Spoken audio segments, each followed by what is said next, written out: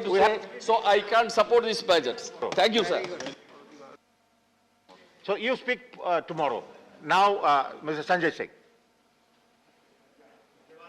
आपने मुझे इस बजट पे अपनी बात कहने का मौका दिया।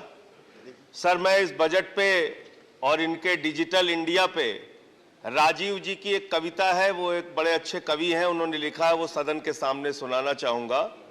खाओ डिजिटल, गाओ डिजिटल, देश का बैंड बजाओ डिजिटल, रुपया डिजिटल, बैंक भी डिजिटल और सेना का टैंक भी डिजिटल, बच्चे पाए डिजिटल शिक्षा और फिर मांगे डिजिटल भिक्षा। बच्चे पाए डिजिटल शिक्षा और फिर मांगे डिजिटल भिक्षा। डिजिटल डॉक्टर, डिजिटल गोली, डिजिटल ईद और डिजिटल होली, डिजिटल सड़क पर डिजिटल कार, डिजिटल संसद और सरकार, डिजिटल खेत में करो किसानी, डिजिटल खाद और डिजिटल पानी, डिजिटल दूध और डिजिटल गाय, डिजिटल चीनी, डिजिटल चाय, भर के खाओ डिजिटल रोटी और फिर कर दो डिजिटल पोटी। ये इस बजट के बारे में एक कवि की प्रतिक्रिया है मान्यवर। और जो इस सरकार के दावे हैं अब उस पर थोड़ी बात कर लेते हैं मान्यवर। इन्होंने कहा है कि 60 लाख नौकरियां देंगे। मैं पूछना चाहता हूं, आपने तो स्वयं स्वीकार कर लिया, पहले तो आप 2-2 करोड़ करके लोगों को मूर्ख बनाते रहे और अब आप खुद स्वीकार कर रहे हैं कि 2 करोड़ आपके बस की नहीं है। अब आप 60 लाख नौकरियां देने की बात कह रहे हैं। और आप नौकरियां कैसे दे रहे हैं नौजवानों को मान्यवर?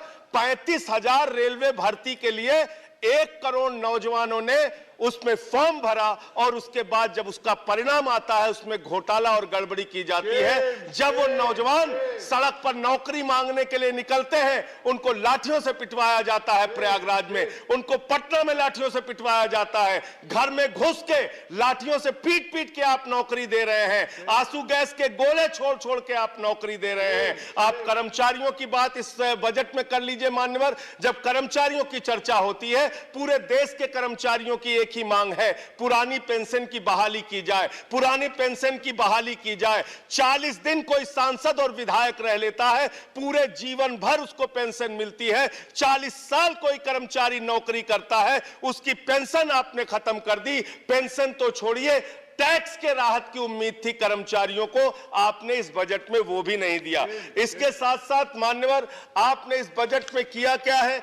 22 तक सबको घर देने की आपकी योजना थी, वो 22 तक घर देने की योजना भी पूरी तरीके से जमीन पर उतर के नहीं आई, वो भी फेल साबित हुई।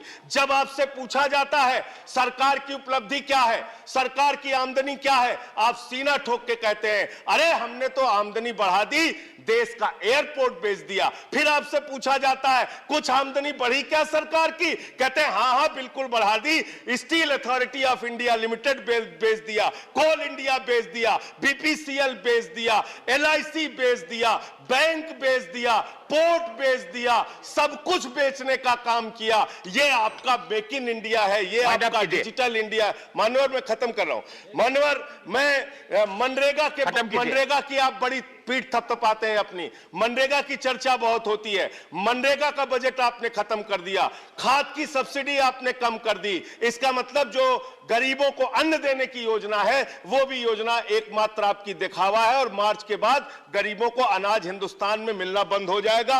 अंत में आपके माध्यम से एक ही सरकार से अनुरोध करना चाहूंगा कि अपना ध्यान देश की तरक्की पर लगाइए, देश को आगे बढ़ाने पर लगाइए।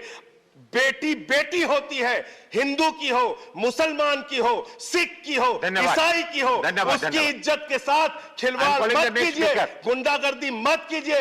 आप तय करने वाले कोई नहीं होते, कौन क्या पहनेगा, कौन क्या खाएगा, कौन क्या कैसे रहेगा, कौन।